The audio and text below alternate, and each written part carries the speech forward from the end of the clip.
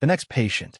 The desert sun hung low over the New Mexico horizon, painting the canyon walls in strokes of burnt orange and deep crimson. Norah Blackwell stood on the wide wooden deck of their private retreat, a simple but elegant house nestled into the rocks. The wind carried the faint scent of sage and juniper. She closed her eyes, letting it brush across her face. 3 years had passed since that boardroom confrontation. 3 years since Julian had stood tall again and chosen her, not as his nurse, but as his partner in every sense. The Norah Ellis Foundation had grown beyond anything they imagined. What started as a small nonprofit exposing medical abuse had become a national force with hotlines, training programs, and pilot clinics in 12 states. "You look beautiful when you're thinking too hard," Julian's voice came from behind her. His arms slid around her waist. He was stronger now, the faint limp from the accident almost gone. Norah leaned back in his chest. "I was thinking about how quiet it is here, and how loud the world feels when we go back." Julian kissed the top of her head. "We don't have to go back for another week. The foundation runs itself now."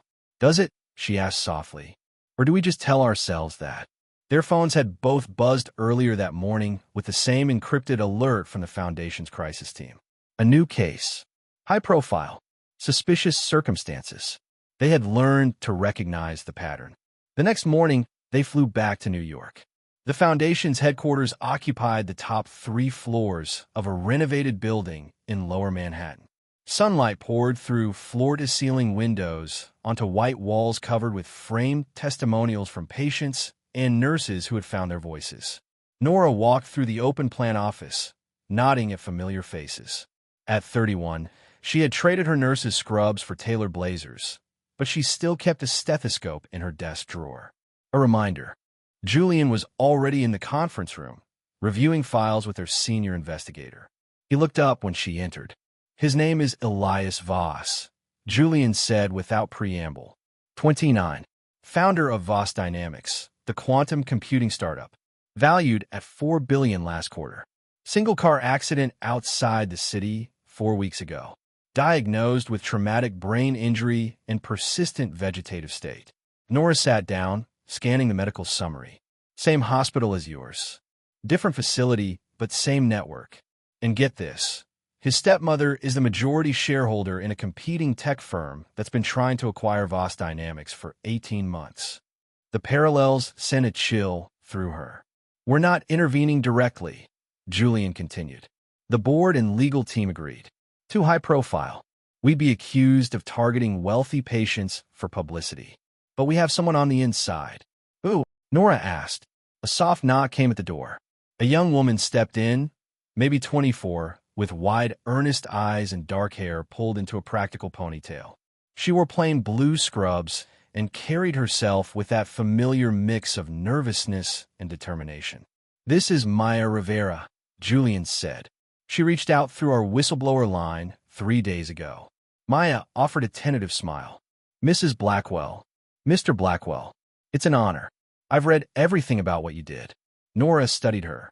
There was something strikingly familiar in the way Maya held herself, shoulders slightly tense, eyes sharp but hopeful. Like a younger version of herself standing in that sterile hospital room years ago, scared but unwilling to look away. "Call me Norah," she said warmly. "Tell us what you've seen." Maya sat down, hands folded tightly in her lap. "I've been assigned as one of Mr. Voss's night nurses. The orders are wrong. Heavy sedation, even though there's no seizure activity. Minimal neurological assessments. His stepmother visits with lawyers constantly. They talk like he's already gone. But I swear, I saw his finger move yesterday.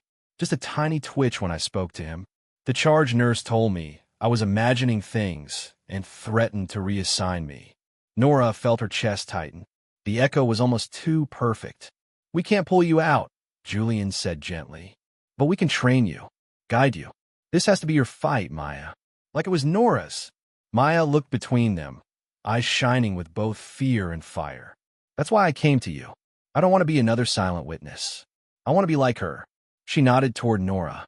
For the next 10 days, they mentored her in secret. They met at odd hours in safe locations. A quiet cafe in Brooklyn, the the foundation's private conference room after hours, even once at their penthouse. Julian taught her how to document everything with timestamps and hidden cameras. Norah taught her the small neurological tests that wouldn't raise alarms, how to speak to a patient who might be listening, how to protect herself emotionally. You'll fall in love with the idea of saving him, Norah warned one evening over tea. That's dangerous. You have to stay professional, but you also have to care. It's a terrible balance. Maya nodded, scribbling notes. How did you do it? How did you keep going when you thought no one would believe you? I didn't, Norah said honestly. I just couldn't live with myself if I stayed silent. And then I realized he was listening. Julian reached over and squeezed his wife's hand. As the days passed, Maya's reports grew more concerning. Elias's stepmother, Victoria Voss, was pushing aggressively for a DNR order.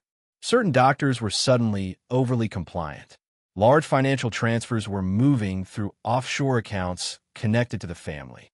And every night, Maya sat beside Elias's bed and read to him. Not children's books, but articles about his own company, updates on quantum breakthroughs, even silly memes from his old social media. She spoke to him, like a person.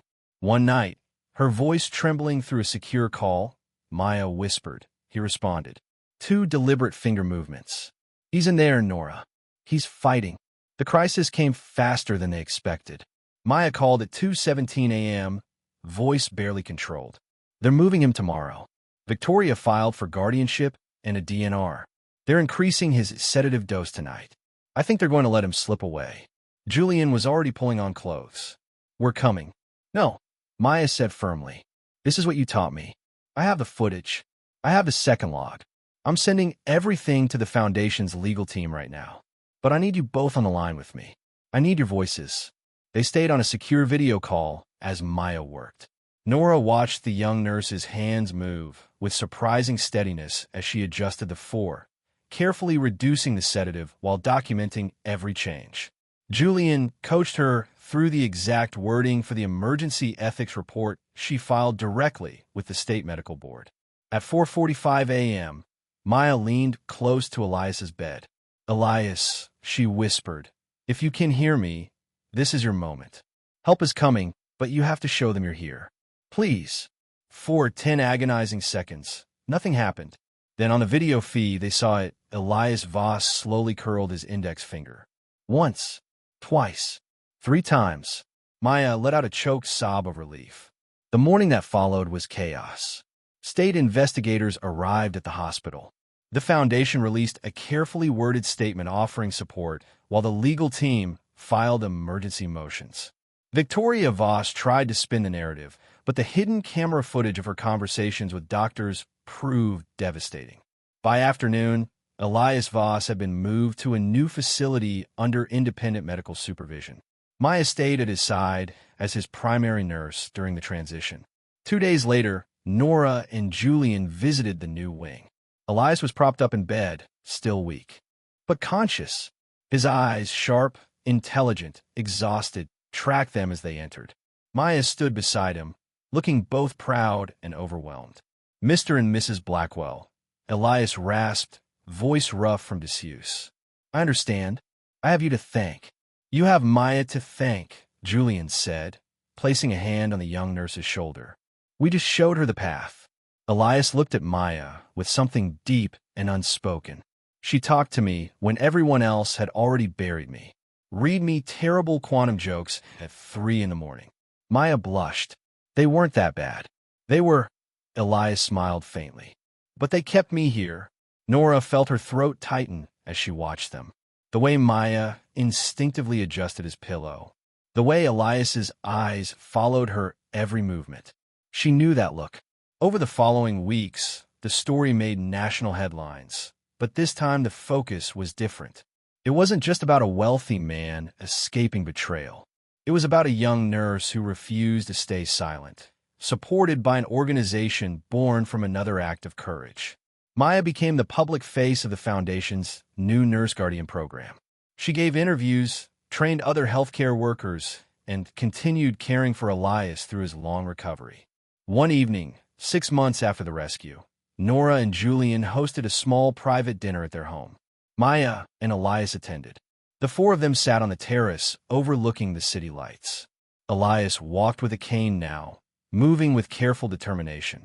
Maya never strayed far from his side. "I'm stepping back from Voss Dynamics," Elias announced quietly. "I want to fund something bigger. A research center for patients with disorders of consciousness. Better diagnostics. Better protections." He looked at Maya. "And I'd like you to help lead the clinical side, if you want." Maya's eyes widened. "I'm just a nurse." "You're the nurse who saved my life," Elias said. "And you're the reason I still believe in people." Norah watched them with quiet tears in her eyes. Julian's hand found hers under the table. Later that night, as they lay in bed, Norah whispered, "She really is like me. But better. Braver, maybe." Julian pulled her closer. "She had you to show her it was possible. That's the point, isn't it? We didn't just save each other. We started something that keeps saving people." Norah rested her head on his chest, listening to the steady heartbeat that had once been trapped in silence.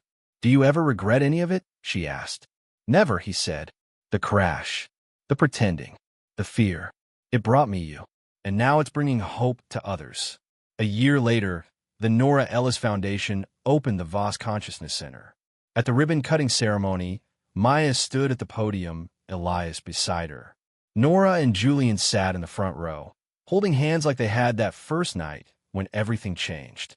"I used to think courage was loud," Maya said, voice clear and strong. "But the bravest thing I ever did was speak to a man everyone else had given up on. In the quiet, in the dark, when no one was watching." She looked toward Norah. "Someone once told me that love and truth can grow in the most unlikely places. That sometimes healing begins in silence."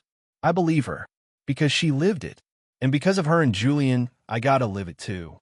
The audience applauded. Cameras flashed. But Norah wasn't watching the crowd. She was watching Maya and Elias exchange a small, private smile, the kind that held promises and futures and quiet courage. Later, as the event wound down, Norah pulled Maya aside. "You did good, kid," she said softly. Maya's eyes filled. "I had the best teacher." They embraced, two nurses, two women who had chosen to care when it was easiest to look away. Julian joined them, wrapping an arm around his wife. Ready to go home, Norah looked at the new center, at the young couple beginning their own complicated journey, at the movement they had started together. "Yes," she said, "but we'll be back. There will always be a next patient." As they drove away through the glowing city, Norah rested her head on Julian's shoulder. The desert retreat was waiting for them next week. Quiet nights, shared silences, the simple joy of being alive and in love. Some stories end with weddings and happy endings. Others begin new chapters, quieter ones, deeper ones, where the torch is passed from one brave heart to another. And in those passing moments, the truest legacy lives on. Not in wealth, not in power, but in the simple, stubborn decision to care, to listen, to believe that even in silence, a heartbeat can still answer.